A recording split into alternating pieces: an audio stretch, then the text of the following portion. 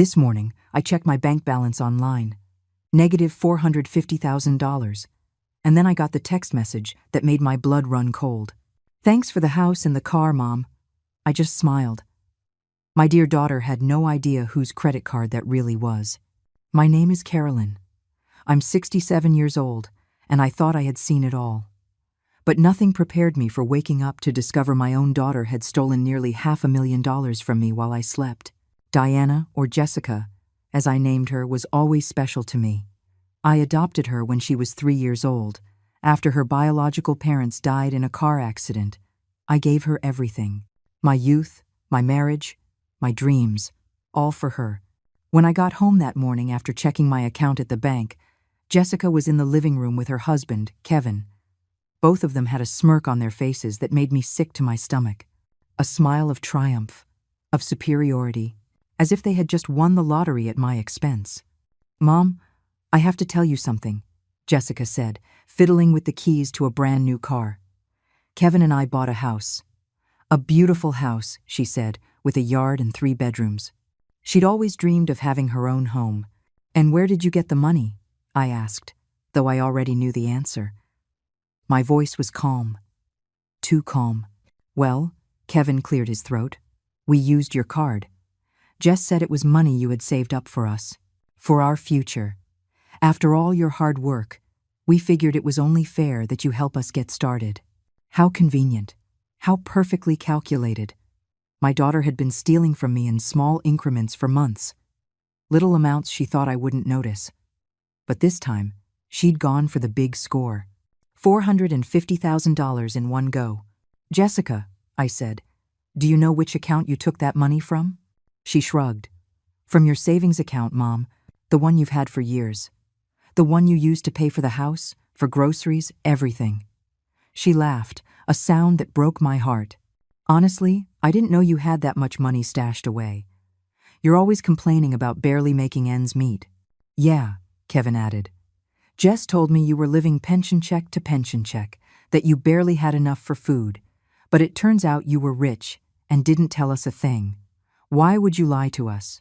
I stood there in silence. I looked at them, these 2 young people, so sure of themselves, so proud of their little heist. They had no idea what they had just done. They didn't know who I really was. For years, I had kept my personal life separate from my professional one. Jessica believed her mother was a poor old woman who cleaned offices for a living. I never told her about my properties, my investments, or the logistics company I had built from the ground up. "Do you think it's okay to steal from your mother?" I finally asked. "It's not stealing," Jessica stood up, her voice turning defensive. "It's using what's rightfully mine. After everything I've put up with, living in this old house, wearing secondhand clothes, pretending we were poor when you had all this money hidden away. Everything you've put up with," I repeated slowly. "You mean like when I worked 3 jobs to pay for your college tuition? Or when I sold my car to buy you that green prom dress you wanted so badly? Or maybe when I mortgaged this house to pay for your wedding?" "That's different," Kevin mumbled. "That was your obligation as a mother." My obligation. As if being a mother was the same as being an ATM. As if adopting her, loving her, raising her, was a debt I had to keep paying until the day I died. Jessica walked up to me, her eyes shining with a cruelty she had learned to hide so well. "Look, Mom, it's done. The house is in our name. The car, too. You can't turn back time. And honestly, after all these years of keeping up this poverty act, I think we deserve this." "Poverty act?" I asked. "Yes," she crossed her arms. "Always crying about not having money, about how hard life was, how you had to work so much. But it turns out you had almost $500,000 just sitting there. Do you know how humiliating it was for me to grow up thinking we were poor? Do you know how many times I was embarrassed to bring friends over because I thought we had nothing?" Kevin nodded. "Jessica suffered a lot because of you, always feeling like she was less than everyone else. Now she can finally have what she deserves. What she deserves. After stealing from me, after lying to me, after treating me like an obstacle in their perfect lives. All right," I said finally. "Enjoy the house. Enjoy the car." Jessica blinked, surprised by my reaction. "Really? You're not going to make a scene?" No, I smiled. I just hope it's worth it. And it was true. Because what Jessica didn't know, what neither of them knew, was that the account they had emptied wasn't my personal savings. It was my company's operating account. An account that was audited monthly. An account that had insurance, legal protections, and above all, an account that did not belong to them in any way, shape, or form. By the next day, they would be crying at my door. But this time, I wasn't going to open it. That night, I couldn't sleep. Not from sadness, but from the rage burning in my gut. I lay awake remembering every moment, every sacrifice I had made for Jessica, every time I gave something up for her, every time I swallowed my pride to give her what she wanted.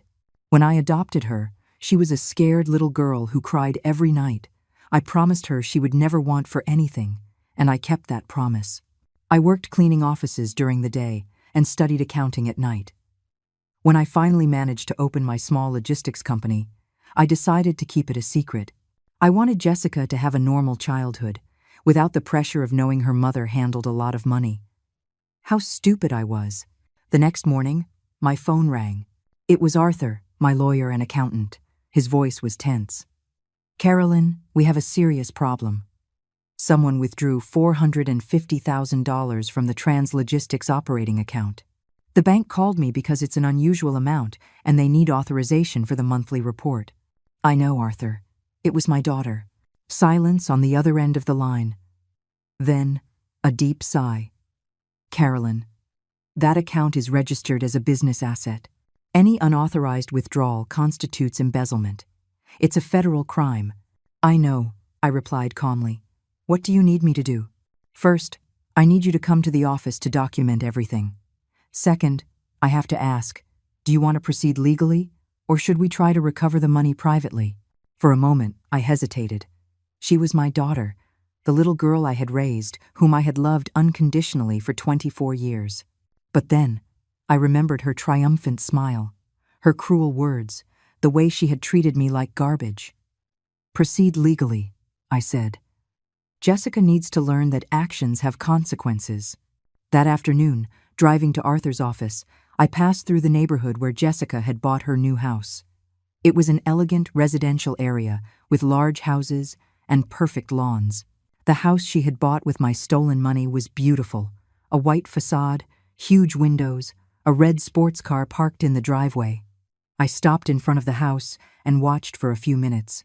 Jessica was in the yard, watering some newly planted flowers. She was wearing a new yellow dress, expensive shoes, and that same look of satisfaction that turned my stomach. Kevin came out of the house with a beer in his hand, hugged her from behind, and they both laughed at something. They looked so happy, so proud of their new life built on my work, my sacrifice, my stolen money. I stepped on the gas and drove away. At Arthur's office, we went over all the documentation. The withdrawals had started 6 months ago. Small amounts at first, $1,000 here, $2,000 there. But in the last few weeks, Jessica had gotten bolder. $5,000, $10,000, $15,000, until the final blow of $450,000. "How did she get access to the account?" Arthur asked. "I gave her a supplementary card years ago, when she started college. It was for emergencies. I never thought she would use it for this. I felt so naive, so stupid. I always checked the statements, but they were small amounts at first. I thought they were legitimate expenses. Carolyn, the total stolen over these 6 months comes to $580,000, Arthur said, showing me the papers. Not just the $450,000 from yesterday. She has been stealing from you systematically. $580,000. Almost everything I had in that operating account. Money I needed to pay salaries, suppliers, company expenses. Jessica hadn't just stolen from me. She had stolen from my employees, from their families. "What happens now?" I asked. "We file the report today. The bank freezes all transactions related to that card. And since she used the money to buy real estate and a vehicle, we can request the immediate seizure of both as evidence of the crime." "How long will that take?" "If all goes well, we'll have the court orders by tomorrow afternoon. Jessica is about to find out she robbed the wrong account." That night, I decided to stay in a hotel. I couldn't be in my house, waiting for Jessica to come celebrate her theft, to rub her new life built on my pain in my face. I chose the Emperor Hotel, the most elegant in the city. I booked the presidential suite. If I was going to plan my revenge, I was going to do it in style. From my window, I could see the whole city, all the lights, all the buildings, the entire life I had built in silence, while Jessica believed her mother was just a poor old cleaning lady. My phone rang. It was Jessica. "Mom, where are you? I came home to show you pictures of the new house, and you're not here." "I'm busy," I replied. "Busy with what? Cleaning offices this late?" She laughed. "Mom, you don't have to work so hard anymore. Now that we know you have money saved up, you can relax a little." "Jessica, I have a question for you." "What is it? Did you ever wonder where the money you stole came from?" Silence. Then, her voice turned defensive. "I didn't steal anything. I used money that was rightfully mine. Money you had been hiding from me my whole life. And what if I told you that money wasn't mine? What are you talking about? What if I told you that you just committed a federal crime?" Jessica laughed, but it sounded nervous. "Mom, stop being so dramatic. It's your money, your card. There's no crime." "You'll find out tomorrow," I said, and hung up. The next morning, Arthur called me early. "We have the orders. The agents are on their way to the house. They're also going to impound the car. Jessica will be served with a court summons in a few hours." "What's going to happen to her?" "Depending on whether she cooperates, she could face between 5 and 10 years in prison for embezzlement and fraud. Plus, she'll have to pay back every cent, plus interest and penalties. 5 to 10 years. My daughter could go to prison for 5 to 10 years. For a moment, I felt a pang of pain. But then I remembered her words. It's my obligation as a mother. I remembered how she had treated me, how she had justified stealing from me, how she had celebrated ruining my life. Number Jessica had chosen this path. Now she would have to walk it to the end. At 11 in the morning, my phone started blowing up with calls. Jessica, Kevin, unknown numbers. I didn't answer any of them, but I did read the text messages that flooded in over the next few hours. "Mom, answer the phone right now." "What have you done?" "The police took our car." "Mom, please call me. I'm desperate. You are a terrible mother. How could you do this to me?" "Mom, I'm sorry. Please, let's fix this." Each message was more desperate than the last. Jessica had finally understood that she had robbed the wrong account, that she had completely underestimated her mother, that she had played with fire and gotten burned. But I was just getting started. At 2 in the afternoon, I decided to do something I hadn't done in years. I went shopping, not just anywhere. I drove straight to the most exclusive mall in the city, the one where Jessica had always dreamed of shopping but could never afford. Ironic, considering she now knew her poor mother had the means to do so. In the most expensive boutique, I chose an elegant black dress, Italian shoes, and a handbag that cost more than what Jessica earned in 3 months at her receptionist job. When the saleswoman saw my platinum business card, her attitude changed completely. "Ma'am, would you like us to show you our private collection?" she asked with a perfect smile. "Of course," I replied. "After all, I have a reason to celebrate." While I was trying on clothes worth more than the car Jessica had bought with my stolen money, my phone wouldn't stop ringing. I finally turned it off. I needed peace to plan my next move. When I left the mall, transformed and feeling powerful, I decided to drive to the real estate office where Jessica had bought the house. It was a prestigious agency in the financial district, the same place where I had bought 3 commercial properties over the last 5 years. I walked in with my new look and asked to speak with the agent who had handled Jessica's sale. A young, ambitious man named Cody greeted me in his office. "How can I help you, ma'am?" he asked, clearly impressed by my presence. "I understand you sold a house in the Willow Creek subdivision yesterday to a young woman named Jessica Williams." "I'm her mother." Cody smiled. "Ah, yes, a very successful sale. Your daughter and son-in-law are thrilled with their new home. They paid in full, almost $500,000, a very clean transaction." "I can imagine," I said calmly. "Did they mention where they got the money?" "Well, they said it was a family inheritance. Your daughter mentioned you had been saving for years to help them start their life together." Cody seemed proud to have facilitated such a beautiful family story. How interesting, I murmured. And when the bank contacts you to inform you that the money was stolen, what's going to happen to the sale? The color drained from Cody's face. Excuse me?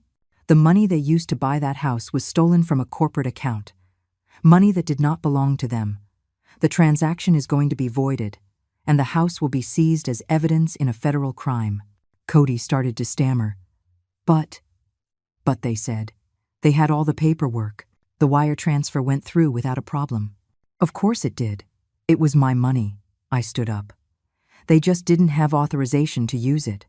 Your agency just facilitated the purchase of a property with stolen funds. I hope you have a good legal department. I left the office, leaving Cody completely pale, no doubt already dialing his supervisors to report the impending disaster. My next stop was the dealership where Jessica had bought the car, a luxury imported car agency where I had never set foot, but whose reputation I knew because several of my corporate clients shopped there. The manager, an older man named Gene, recognized me immediately. Mrs. Miller, what a surprise to see you here. Are you finally going to buy that Mercedes I recommended last year? Hello, Gene. I'm here on a different matter. Yesterday, you sold a car to my daughter, Jessica Williams. A red BMW. Ah, yes. Lovely young woman. Very excited about her purchase. Paid $65,000 in cash. Said it was a gift from her successful entrepreneur mother. Jean smiled. I'm so glad to hear you finally told your family about your company. I always found it odd that you kept your success a secret. Yes, well, family secrets sometimes come to light in unexpected ways, I said. The problem is, she didn't have authorization to use that money. It was stolen from my business account. Jean's smile vanished instantly. Are you saying? I'm saying your dealership just sold a car with stolen money. The vehicle is going to be impounded today. I hope you've kept all the transaction paperwork because you're going to need it for the investigation. Jean stood up abruptly. Mrs. Miller, we had no idea. The transaction seemed completely legal. Your daughter presented identification. The wire transfer went through without any issues. I know, Jean. You're not at fault, but you will have to cooperate with the authorities to recover the vehicle. As I left the dealership, I saw Gene was already on the phone, probably calling his legal department and the insurance company. Jessica hadn't just ruined her own life. She had created legal problems for everyone who had innocently participated in her shopping spree with stolen money. My phone, which I had turned back on, had 53 missed calls and 26 text messages. Jessica was desperate. The messages had evolved from rage to pleading. Mom, please, pick up the phone. I need to explain what happened. It was a misunderstanding. I didn't know it was a company account. The lawyers say I could go to jail. Mom, help me please. I'll give it all back. Just don't do this to me. I'm your daughter. How can you destroy my life like this? But the last message was different. It was from Kevin. Mrs. Miller, we need to talk. Jessica is having a panic attack. The lawyers told us this is very serious. Please, can we handle this as a family? We don't want to go to trial. A panic attack. After 24 years of treating me like her personal maid, after stealing almost $500,000, after celebrating the ruin of my life, Jessica was having a panic attack because there were finally consequences for her actions. I decided to answer that message. Kevin, you should have thought about the consequences before you stole the money. It's too late for family arrangements now. His reply came in seconds. Please, ma'am, Jessica didn't know it was a company account. She thought it was your personal money. It was an innocent mistake. An innocent mistake. Stealing $580,000 over 6 months was an innocent mistake. Kevin, an innocent mistake is using the wrong card at the grocery store. Stealing $500,000 to buy a house is a premeditated crime. Jessica knew exactly what she was doing. But she's your daughter, ma'am. Your own adopted daughter. How can you send her to jail? There it was, the adoption card. The emotional play they knew would hurt me, reminding me that Jessica wasn't my biological child, as if that meant I had less right to expect respect and honesty from her. Kevin, it's precisely because she is my adopted daughter, because I chose her, because I gave her all my love and my life, that her betrayal hurts more. A biological child might disappoint you by accident. An adopted child who steals from you is a knife straight to the heart. There was no reply after that. That night, from my hotel suite, I called Arthur for a full report. The seizure orders were executed successfully, he said. The house is sealed, and the car is in the judicial impound lot. Jessica and Kevin had to leave the property with only what they could carry in a suitcase. Where are they now? As far as we know, they're staying in a cheap motel on the outskirts of the city. Jessica has hired a public defender. Her first hearing is the day after tomorrow. What are her chances? Carolyn, let's be honest. With all the evidence we have, it's almost impossible for her to avoid prison. The only way would be if you dropped the charges and they reached a private settlement for restitution. And if I don't drop the charges? Between 5 and 10 years in federal prison, plus full restitution, plus fines and interest, her life, as she knows it, is over. 5 to 10 years. My daughter, the little girl I had raised since she was 3, could spend the next decade in prison for stealing from me. Did it hurt? Of course it hurt. But what also hurt was every cruel word she had said to me, every time she had treated me like trash, every moment she had celebrated destroying my life. Arthur, I said finally, proceed with everything. Jessica needs to learn that decisions have consequences, and I need to learn to stop protecting people who hurt me. The next day, I received a call I wasn't expecting. It was Susan, my younger sister, who lived in another city and rarely spoke to me. Carolyn, Jessica called me crying. She told me what's happening. Is it true you're going to send her to jail? Jessica stole $580,000 from my company, Susan. I'm not the one sending her to jail. She's the one who put herself in this situation. But she's your daughter. Susan sounded desperate. You raised her from a baby. How can you be so cold? Cold? I repeated slowly. Susan, do you know how many times Jessica told me I was a burden to her? Do you know how many times she made me feel like I owed her something just for existing? She robbed me, celebrated robbing me, and now that there are consequences, I'm the bad guy. But you can drop the charges, you can forgive her. And then what? She robs me again in 6 months? She keeps treating me like garbage because she knows there will never be consequences? My voice was breaking, not from sadness, but from years of suppressed rage. Susan, Jessica, never respected me. She never valued anything I did for her. To her, I was always just a walking ATM. Carolyn, please. No, I cut her off. For 24 years, I gave her everything. I gave up having more children for her. I gave up remarrying for her. I worked day and night to give her everything she wanted, and she repaid me by stealing from me and humiliating me. No more, Susan. It's over. I hung up the phone feeling a strange mix of relief and pain. It was the first time in years I had said out loud everything I had sacrificed for Jessica, everything I had given up for a daughter who never appreciated it. An hour later, another message from Jessica arrived. This one was different, longer, more desperate. Mom, I know you're furious with me and you have every right to be. I know what I did was wrong, but please, don't let this destroy our family forever. I'm willing to give back all the money, to work to pay you back for years if I have to. But please, don't send me to jail. I won't survive in there. I'm begging you, as your daughter, as the little girl you raised, give me a chance to fix this. For the first time in days, Jessica sounded genuinely remorseful. She wasn't blaming me. She wasn't justifying her actions. She wasn't playing the victim card. She was admitting her mistake and asking for forgiveness. For a moment, my heart softened. Maybe we could fix this. Maybe she had learned her lesson. Maybe. Then I remembered something.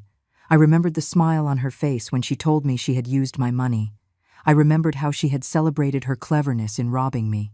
I remembered every cruel word, every moment of contempt, every time she had treated me like I was worthless. And I remembered something more important. This hadn't been an impulse. Jessica had been stealing from me for 6 months. She had planned the big heist.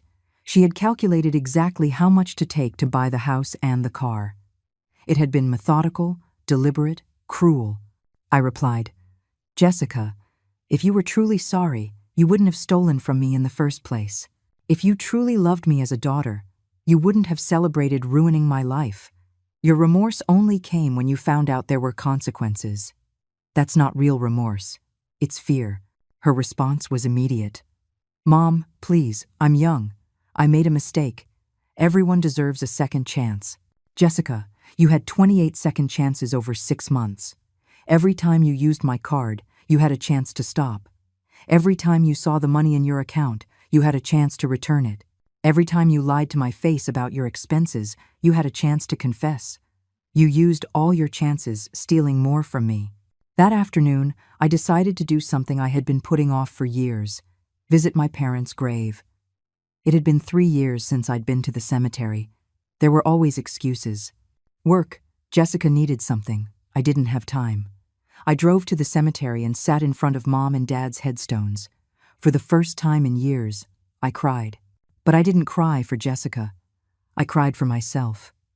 For all the years I had lost being the perfect mother to a daughter who never valued me. For all the opportunities for happiness I had rejected to dedicate myself completely to someone who saw me as an obstacle. Dad, Mom, I spoke aloud. I think I got it wrong. You taught me to love, to give, to sacrifice for family, but you never taught me when to stop. You never taught me that love without respect is abuse, that giving without limits is self-destruction. The wind rustled the leaves in the trees, and for a moment I felt as if my parents were there, listening. Jessica is going to go to jail, I continued. And I know you would say I should forgive her, that she's my daughter, that family is the most important thing. But I also know that you would never have stolen from me, that you would never have treated me with the contempt she has shown me, that you would never have celebrated destroying my life. I stayed there until the sun began to set. When I stood up to leave, I felt different, lighter, as if I had left a heavy burden beside those graves. That night, in my hotel suite, Arthur called with an update. Carolyn, Jessica's lawyer, contacted me. He wants to negotiate a plea deal. Jessica is willing to plead guilty in exchange for a reduced sentence and a payment plan for restitution. What kind of reduced sentence? Probably 2 years in prison instead of 5 to 10, plus 5 years of probation during which she would have to pay the full restitution. 2 years. My daughter would spend 2 years in prison. And if we reject the deal, we go to trial, where she will likely receive the full sentence, 5 to 10 years, with no possibility of early parole. What do you recommend? Legally, the deal is reasonable. It guarantees you full restitution, and Jessica learns a severe lesson but isn't completely destroyed. If we go to trial, there's a small chance a jury might feel sorry for her and reduce the charges, but there's also the chance they'll give her the maximum. How long do I have to decide? Until tomorrow afternoon. That night, I couldn't sleep. Not from guilt or sadness, but because I was making the most important decision of my life. A decision that would define not only Jessica's future, but my own. For years, I had been the mother who forgives everything, who accepts any abuse just to keep the family peace. The mother who sacrifices herself to the point of self-destruction for love. But that love had never been returned. That sacrifice had never been valued. Jessica had taught me that unconditional love, when not reciprocated, becomes permitted abuse. That forgiving without consequences isn't kindness, it's cowardice. That being a good mother doesn't mean letting your daughter destroy you. At 3 a.m, I made my decision. I sent a message to Arthur. We reject the deal. We're going to trial. Jessica needs to face the full consequences of her actions. And I need to learn to value myself as much as I've valued others. The next day, Jessica would learn that her mother had chosen justice over emotional blackmail, that she had chosen respect over the fear of conflict, that she had finally chosen to protect herself instead of the one who was hurting her. For the first time in 24 years, I had chosen Carolyn. The day of the trial arrived faster than I expected. For the 2 weeks prior, Jessica had tried everything to get me to change my mind. Handwritten letters, calls from distant relatives. She even showed up at my translogistics office trying to talk to me. That visit had been particularly revealing. Jessica had arrived with Kevin, both dressed in black as if for a funeral, with faces of misunderstood victims. My assistant, Brenda, had warned me they were in reception. Mrs. Miller, there's a young woman here who says she's your daughter. She's very upset and insists on seeing you. Send her in, I said. It was time for Jessica to see who her mother really was. When they walked into my executive office with its panoramic city view, mahogany furniture, and original paintings on the walls, Jessica froze. Her eyes scanned every detail. The latest computer, the framed diplomas on the wall, the photos of me with other prominent business leaders in the city. "This island, this is yours," she murmured, still processing the reality. "Yes, Jessica, this is Translogistics, the company I built over the last 15 years while you believed your mother was a poor cleaning lady." Kevin was also in shock. "Mrs. Miller, we didn't know you were." "That I had what, Kevin? Success? Money? Value beyond being Jessica's maid?" I sat behind my executive desk, feeling powerful. "For years, I allowed you to see me as the poor, needy mother. But it turns out you were the poor ones. Poor in spirit, poor in values, poor in gratitude." Jessica approached my desk with tears in her eyes. "Mom, I didn't know any of this. If I had known you were so successful, I never would have." "Never would have what, Jessica?" "Never would have stolen from me, or never would have treated me like garbage." I stood and walked to the window. "The problem isn't that you didn't know how much money I had.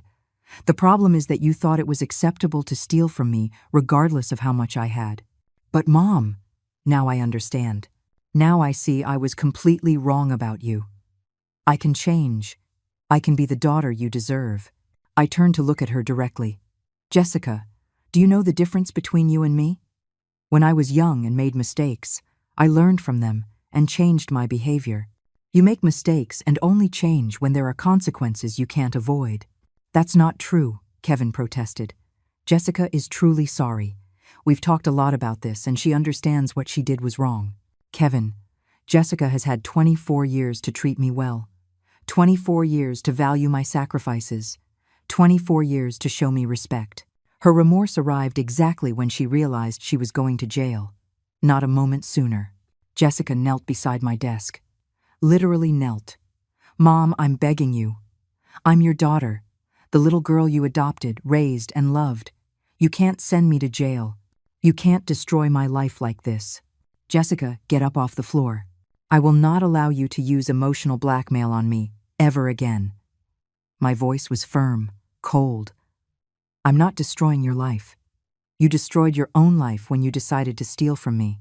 I'm just refusing to be an accomplice to your self-destruction. But the adoption. Mom, you chose me. You said you loved me as if I were your biological daughter. And I loved you exactly like that, Jessica. But love has limits. Love doesn't mean allowing someone to abuse you indefinitely. Real love includes consequences when someone you love makes destructive choices." Kevin tried to intervene. "Mrs. Miller, we understand you're hurt, but Jessica is family. Family forgives. Family supports each other." "Kevin, for years I was the only one in this family who forgave, who sacrificed, who gave support. Jessica never forgave me a single mistake. Never gave me emotional support. Never sacrificed for me. This family was a one-way street where I gave everything and she took everything." Jessica stood up, her face transforming from pleading to rage. "You know what, Mom? Maybe you're right. Maybe I wasn't the perfect daughter. But you weren't the perfect mother either. Always working, always worried about money, never emotionally available." There she was, the real Jessica. When pleading didn't work, she went back to blaming me. "Jessica, I worked so much precisely to give you everything you wanted. And as for being emotionally available, how many times did I ask about your day and you didn't answer? How many times did I try to hug you and you pushed me away? How many times did I try to have deep conversations with you and you told me you were busy? That's different." "No, Jessica, it's exactly the same. The difference is that when you rejected me, I kept trying. When I needed emotional support, you were never available." Kevin took Jessica by the arm. "Come on, honey. It's clear she's already decided to destroy you. There's nothing more we can do here."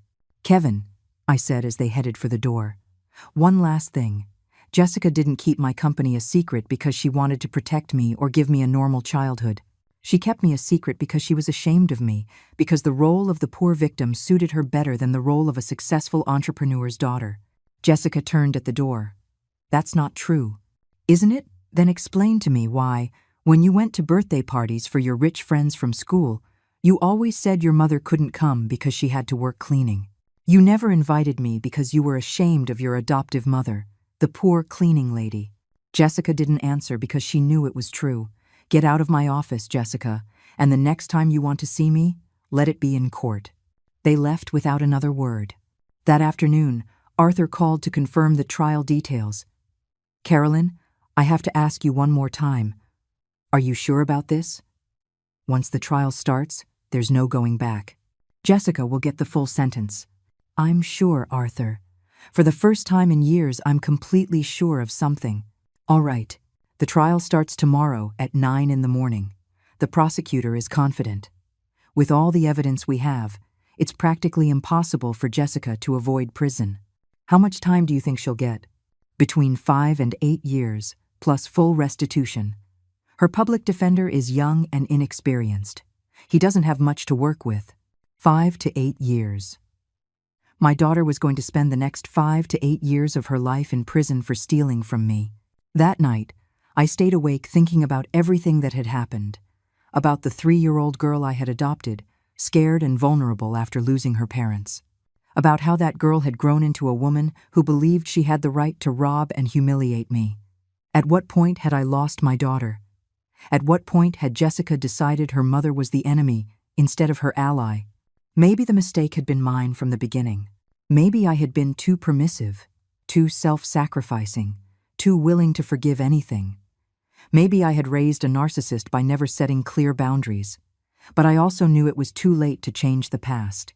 I could only change the future. And my future no longer included allowing someone to treat me the way Jessica had, no matter how much I loved them. At 6 in the morning, I got up and prepared for the trial. I chose a conservative black suit, my pearl necklace, and comfortable shoes. It was going to be a long day. When I arrived at the courthouse, there were reporters outside. Apparently, the story of the successful businesswoman sending her adopted daughter to jail for theft had caught the media's attention. Mrs. Miller, how do you feel sending your own daughter to prison? A reporter yelled. I stopped and looked at her directly. I feel like a mother who finally taught her daughter that actions have consequences, something I should have done many years ago. And I walked into the courthouse, ready to finally close this chapter of my life.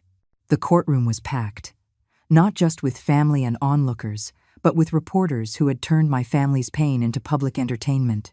Jessica sat at the defense table, dressed in a simple gray suit she had probably borrowed. She looked small, vulnerable, nothing like the arrogant woman who had celebrated robbing me. When our eyes met for the first time in weeks, I saw something in them I hadn't seen before. Real fear. Not the manipulative fear she used when she wanted something, but genuine terror of what was about to happen to her. For a second, just a second, my mother's heart softened. Then I remembered her smile when she said, "Thanks for the house and the car, Mom," and my heart hardened again. The prosecutor, a serious man named Mr. Davis, presented the case with surgical precision. Every transaction, every withdrawal, every lie meticulously documented. The evidence was overwhelming. $580,000 stolen over 6 months from a business account to which Jessica only had access for emergencies. Ladies and gentlemen of the jury, Mr. Davis said in his opening statement, "This is not a case of a desperate daughter taking money in a family emergency. This is the story of a systematic, calculated, and cruel theft by a woman who stole from her own adoptive mother's company, risking not only Mrs. Miller's assets, but the jobs of 20 families who depend on trans-logistics." Jessica lowered her head when Mr. Davis mentioned the employees. It was something she had probably never considered, that her theft affected not just me, but all the people who worked for my company. The public defender, a nervous young man, tried to paint Jessica as a victim of circumstance. He spoke of her childhood as an orphan, of how she had grown up not knowing her mother's true financial status, of how she had misinterpreted the availability of the money. My client, he argued with a trembling voice, grew up believing her mother was a low-income worker struggling to make ends meet. When she discovered money was available, she genuinely thought it was money her mother had been saving for her future. It was a pathetic defense, and everyone in the room knew it. Even if Jessica had believed that, it didn't explain why she had taken the money in secret, why she had lied about the expenses, why she had celebrated deceiving her mother. The first witness was Arthur, my accountant and lawyer. He presented all the financial documentation with the precision of a machine. Every number, every date, every unauthorized transaction. When his testimony was over, it was impossible to deny that Jessica had been systematically stealing for months. The second witness was Brenda, my assistant at Translogistics. She testified about how Jessica had visited the office multiple times over the past few years, always seeing the company's luxuries, but never asking about her mother's business. Miss Williams seemed uncomfortable every time she came to the office, Brenda testified, as if she didn't want to be there. Mrs. Miller always tried to include her in conversations about the company, but Jessica would always change the subject or say she had to leave. Then came the witnesses that hurt me the most, my employees. One by one, they took the stand and spoke about how Jessica's theft had endangered their jobs. When the operating account was nearly empty, testified Rosalia, my human resources manager, we couldn't make payroll on time. We had to take out an emergency loan. Several employees thought the company was going bankrupt and started looking for other jobs. Jessica didn't look up during this entire testimony. She was finally understanding that her innocent mistake had had real consequences for real people. When it was my turn to testify, I approached the stand feeling the weight of 24 years of motherhood on my shoulders. Mr. Davis guided me through my history with Jessica, the adoption, the sacrifices I had made, my decision to keep my business success private to give her a normal childhood. Mrs. Miller, Mr. Davis asked, why did you decide to keep your company a secret? I wanted Jessica to have a childhood without pressure. I didn't want her to feel obligated to follow in my footsteps or for other kids to befriend her just because of her family's money. I wanted her to develop her own identity and her own values. And how did Jessica react when you occasionally mentioned your company? She always changed the subject. She seemed uncomfortable or bored. Eventually, I stopped mentioning it because it was clear she wasn't interested. When did you realize Jessica was stealing money from your business account? The first small withdrawals I attributed to legitimate expenses. Jessica had used the card for emergencies before.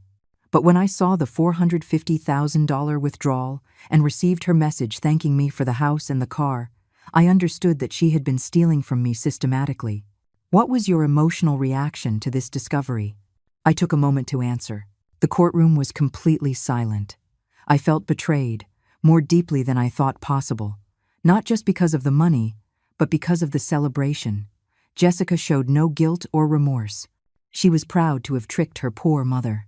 That night, I understood that for years I had been living with a stranger who saw me as an obstacle to her happiness, not as the mother who had sacrificed everything for her. Did you consider dropping the charges? Yes. For days, I struggled with that decision. Jessica is my adopted daughter. I love her deeply. But I also understood that if there were no consequences this time, there never would be. Jessica needed to learn that stealing is wrong, no matter who you steal from or why you do it. During the cross-examination, the defense attorney tried to paint me as a cold, vengeful mother. Mrs. Miller, isn't it true that you are sending your adopted daughter to prison out of personal revenge? No, I answered calmly. I am allowing the justice system to work. Jessica committed a crime. There are consequences for crimes. My job as a mother is not to protect her from the consequences of her bad decisions, but to teach her to make better ones. But don't you feel any responsibility for Jessica's behavior, for having raised her in a way that led to this? That question hit me hard. It was the question I had been asking myself for weeks.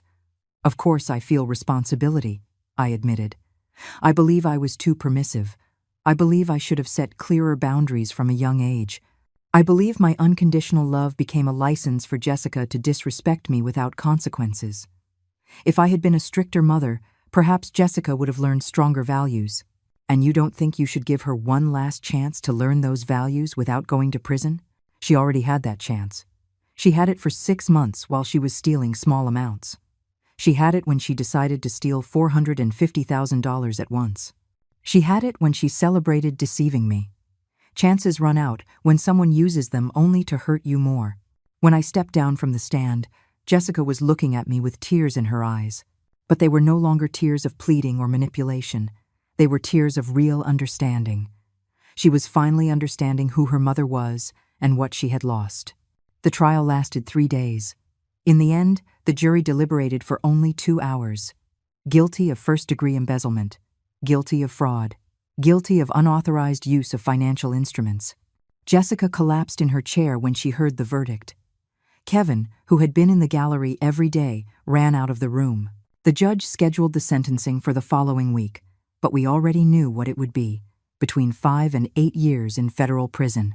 As I was leaving the courthouse, Jessica yelled to me from the defense table, "Mom, forgive me. Please, forgive me." I stopped at the door and turned back to her one last time. "I already forgive you, Jessica. But forgiveness doesn't mean avoiding consequences. It means freeing myself from resentment while you learn from your mistakes." And I walked out of the courthouse feeling, for the first time in years, that I had done the right thing as a mother. A week after the verdict, sentencing day arrived. The courtroom was even more crowded than during the trial. The media had turned my story into a viral phenomenon. Videos of my statements circulated on social media with headlines like "Entrepreneur Mom Sends Daughter to Prison for Theft and the Price of Family Ingratitude." Jessica looked gaunt. A week in the county jail, awaiting sentencing, had completely changed her appearance. Her blonde hair was dull, she had deep dark circles under her eyes, and she had lost weight. There was nothing left of the arrogant woman who had celebrated stealing from me. The judge, an older man with a reputation for being stern but fair, reviewed all the documents before speaking. "Miss Williams," he said, addressing Jessica, "this court has carefully reviewed your case. The theft of $580,000 over a period of 6 months shows premeditation, planning, and a systematic escalation in the severity of your actions." Jessica began to tremble visibly. "However," the judge continued, "I have also considered your circumstances. You are a first-time offender. You have shown remorse during the proceedings. And this crime was committed against a family member, which suggests deeper emotional issues rather than purely criminal ones." My heart began to beat faster. Was he going to be more lenient than expected? For the charges of embezzlement and fraud, I sentenced Diana Williams to 6 years in federal prison, with the possibility of parole after 4 years for good behavior. Additionally, you must pay full restitution of $580,000, plus interest and legal costs, which amounts to a total of $720,000. Jessica completely collapsed. Her defense attorney held her up as she sobbed uncontrollably. Furthermore, the judge added, "During your period of parole, Miss Williams will be prohibited from contacting the victim, Mrs. Carolyn Miller, without express judicial authorization. This restraining order will be in effect for 10 years. 10 years without being able to contact me. My daughter couldn't talk to me, visit me, or come near me for a decade. Do you have anything to say before this hearing concludes, Miss Williams?" the judge asked. Jessica managed to stand, leaning on the table. Her voice was barely a whisper, but the microphone picked up every word. "Yes, Your Honor. I want to apologize to my mother in front of everyone. Carolyn adopted me when I was an orphan child and gave me everything. Literally everything. Her time, her money, her love, her dreams. And I repaid her with cruelty and ingratitude." Tears streamed down her face. "For years, I treated her like she was my personal servant, like she owed me something just for existing. I never valued her sacrifices. I never respected her love. And when I found out she had money, my first reaction was to steal it and celebrate having deceived her." The silence in the room was total. Even the reporters had stopped writing.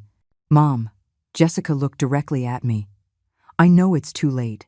I know I destroyed our relationship forever. But I want you to know that now I understand everything you did for me.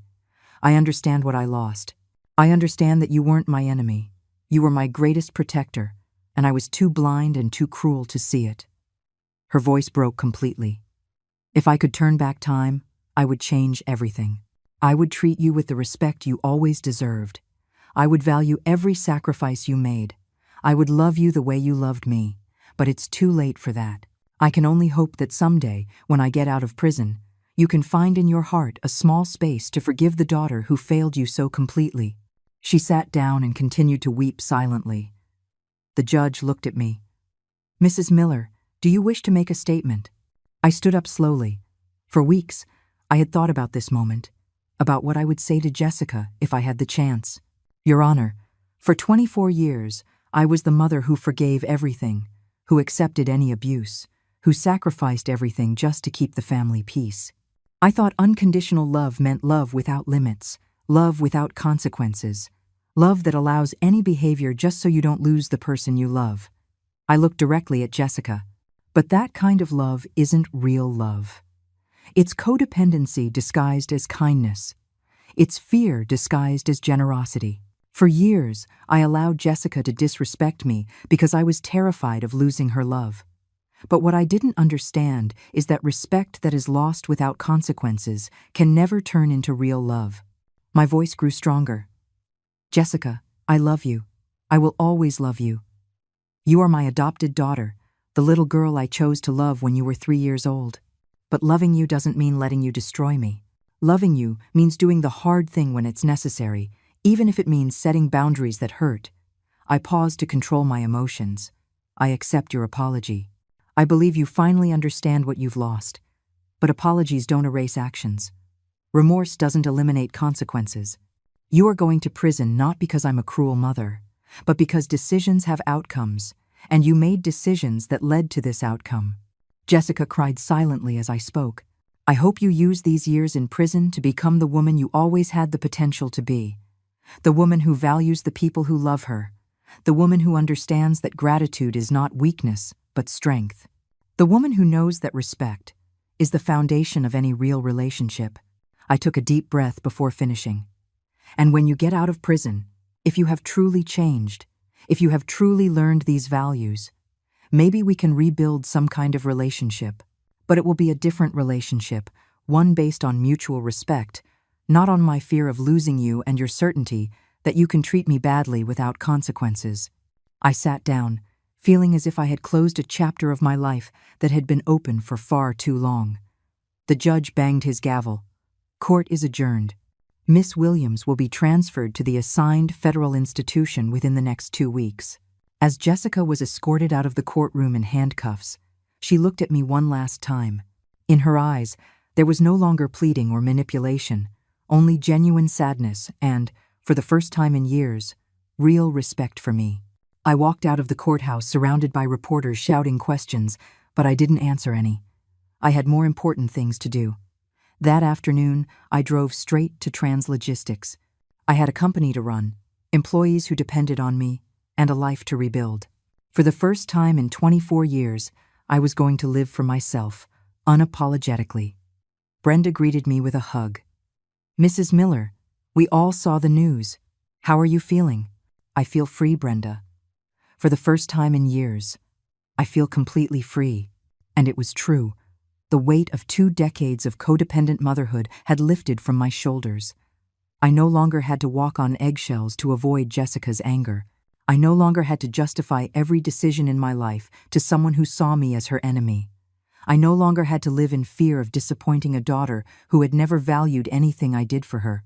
Jessica was going to spend the next 4 to 6 years in prison, and I was going to spend that time rediscovering who Carolyn was when she wasn't being the mother of an ungrateful daughter. For the first time in decades, the future looked bright. 6 months after Jessica's sentencing, my life had changed more than I ever could have imagined. Without the constant drama of dealing with her ingratitude and manipulation, Translogistics was thriving like never before. We had won 3 major contracts, expanded our team to 30 employees, and opened a second office in the next city over. But the most significant change wasn't professional, it was personal. For the first time in 24 years, I was living for myself. I had sold the house where I lived with Jessica. It was too big for me alone and filled with painful memories. Instead, I bought a modern penthouse in the city center, with a panoramic view, and all the luxuries I had always denied myself because I had to save for Jessica's future. I had also started doing things I had never allowed myself. Painting classes on Tuesday nights, a trip to Europe I had postponed for years, dinners at fancy restaurants without feeling guilty about spending money unnecessarily. It was as if I had woken up from a 2-decade-long dream where my only identity had been Jessica's mother. One Friday afternoon, while reviewing financial reports in my office, Brenda knocked on the door. "Mrs. Miller, there's someone here to see you. He says his name is Kevin, your daughter's husband." My stomach tightened immediately. "What does he want?" "He didn't say, just that it's urgent, and he needs to talk to you about Jessica." I hesitated for a moment. The restraining order only applied to Jessica, not to Kevin, but I had no desire to speak with him either. "Send him in," I finally decided. "But stay close, in case I need you to call security." Kevin walked into my office looking completely different from the arrogant man who had celebrated robbing me months ago. He had lost weight, had dark circles under his eyes, and his clothes looked cheap and worn. The luxuries bought with my stolen money had clearly vanished from his life. "Mrs. Miller, thank you for seeing me," he said with a trembling voice. "What do you want, Kevin? I have a company to run. It's about Jessica. She's not doing well in prison. They've transferred her 3 times because she's having problems with the other inmates. She's losing weight, not sleeping, and the psychologists say she's developing severe depression.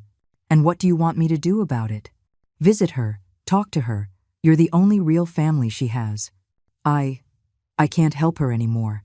"What does that mean?" Kevin lowered his head in shame. "I filed for divorce last week. I can't stay married to someone who's in prison for theft. My family pressured me. My friends turned their backs on me. I lost my job when they found out what happened. My life was completely destroyed by being associated with Jessica." Interesting. When Jessica had stolen money, Kevin was happy to be her accomplice. But when the consequences arrived, he abandoned her immediately. "Kevin, does that feeling seem familiar to you? The feeling of someone who is supposed to love you abandoning you when things get tough?" He looked at me, confused. "For years, Jessica abandoned me emotionally every time I needed support, every time I had problems, every time I felt alone, every time I needed my daughter. She wasn't available. But I never abandoned her. I never filed for divorce from being her mother. I was always there, no matter how she treated me." "But ma'am, this is different." "No, Kevin. It's exactly the same. The difference is that when Jessica treated me badly, I kept loving her unconditionally. When Jessica faces consequences for her actions, you abandon her immediately. Which one of us truly loved her?" Kevin didn't know what to say. "Do you know what I find most interesting about your visit?" I continued. "You didn't come here because you love Jessica and want to help her. You came here because you feel guilty for abandoning her, and you want me to do the emotional work you don't want to do. That's not it, ma'am. I really do care about Jessica. If you really cared about Jessica, you wouldn't have filed for divorce while she's at her most vulnerable. You wouldn't expect her mother, whom she robbed and humiliated, to clean up the emotional mess you don't want to handle." I stood up and walked to the window. "Kevin, for 24 years, I was the person who was always available to clean up Jessica's emotional messes. The one who always forgave, who always gave second chances, who was always there no matter how she treated me. And you know what I learned? What? That when you're the person who always forgives, you become the person who always gets hurt. When you're the person who has no boundaries, you become the person everyone crosses. When you're the person who always rescues others from the consequences of their actions, you become the person who prevents them from growing and maturing." I turned to face him directly. "Jessica is in prison not because she's a bad person deep down, but because she never had to face real consequences for her bad decisions. Every time she did something hurtful or destructive, I rescued her. Every time she needed to learn a difficult lesson, I made it easy for her. Every time she should have felt guilt or remorse, I absorbed those emotions for her. But she's really suffering now, ma'am. Yes, Kevin, now she is really suffering. And that suffering is exactly what she needs to become a better person. If I rescue her now, if I go running to comfort her and make her life easier, I will be taking away her chance to truly grow." Kevin looked desperate. "But she's your daughter, ma'am. Your own adopted daughter. It's precisely because she is my adopted daughter, because I chose to love her when she was 3, that I have a responsibility to make sure she becomes a good person. And sometimes, being a good parent means allowing your child to suffer the consequences of their decisions, even when it breaks your heart to see them suffer." So, you're not going to visit her? You're not going to talk to her? The restraining order prohibits me from contacting Jessica for 10 years. But even if that order didn't exist, I wouldn't visit her. Jessica needs these years to reflect on her actions, to develop real empathy, to learn to value the people who love her. If I show up running to rescue her the first time things get tough, I will have wasted this opportunity for growth. Kevin stood up to leave, clearly frustrated that he hadn't gotten what he wanted. "One last thing, Kevin," I said as he headed for the door. "The next time someone abandons you when things get difficult, you'll remember this moment. And maybe you'll understand a little better what I lived through for 24 years with Jessica." He left without another word. That night, for the first time since the sentencing, I allowed myself to cry for Jessica. I didn't cry out of guilt or regret for my decisions, but out of genuine pain for what we had lost. I cried for the mother-daughter relationship we never had, for the years I wasted trying to earn her love and respect, for the wonderful woman Jessica could have been if she had learned stronger values from a young age. But I also cried with relief. Relief at finally being free from a toxic relationship that had consumed me for decades. Relief at having found the courage to prioritize myself. Relief at having broken the cycle of emotional abuse that had defined my motherhood. When I finished crying, I felt clean, as if I had washed away the last remnants of guilt and codependency left in my system. The next day, I made a decision I had been postponing for months. I legally changed my last name. I was no longer Carolyn Williams, the name I had taken when I adopted Jessica. I was now simply Carolyn Miller, successful entrepreneur, independent woman, a whole person on my own. Jessica had 4 more years of prison ahead of her. 4 years to grow, to reflect, to become the woman she always had the potential to be. And I had the rest of my life to be happy. 4 years after the trial, I received a letter I wasn't expecting. The return address read, Jessica Williams, Federal Correctional Institution. She had been released on parole for good behavior, exactly as the judge had predicted.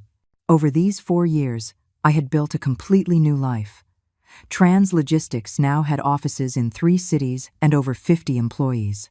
I had written a book about my experience called Love Without Limits, Why Setting Boundaries is the Greatest Act of Love, which had become a bestseller. I also gave lectures on toxic family relationships and codependency. But the most significant change had been personal. At 71, I had learned to live for myself without apology. I had an active social life, hobbies I was passionate about, and, for the first time in decades, real peace of mind. Jessica's letter was different from anything I had ever received from her. There were no pleas, no manipulation, no excuses. It was a letter from a mature woman who had done serious work on her personal growth. "Dear Mom," it began, "I know the restraining order prohibits me from contacting you directly, but my parole officer helped me get permission to send this letter through official channels. I don't expect a response, or forgiveness, or reconciliation. I just needed you to know what these 4 years have been like for me. The first few months in prison were the hardest of my life, not just because of the physical conditions, but because for the first time, I had no escape. I couldn't blame you. I couldn't distract myself with shopping or parties. I couldn't manipulate anyone into solving my problems. I was completely alone with my thoughts and my actions. For the first year, I kept blaming you. I kept believing you were a cruel mother who had ruined my life out of revenge. But the mandatory therapy began to show me things about myself I had never wanted to see.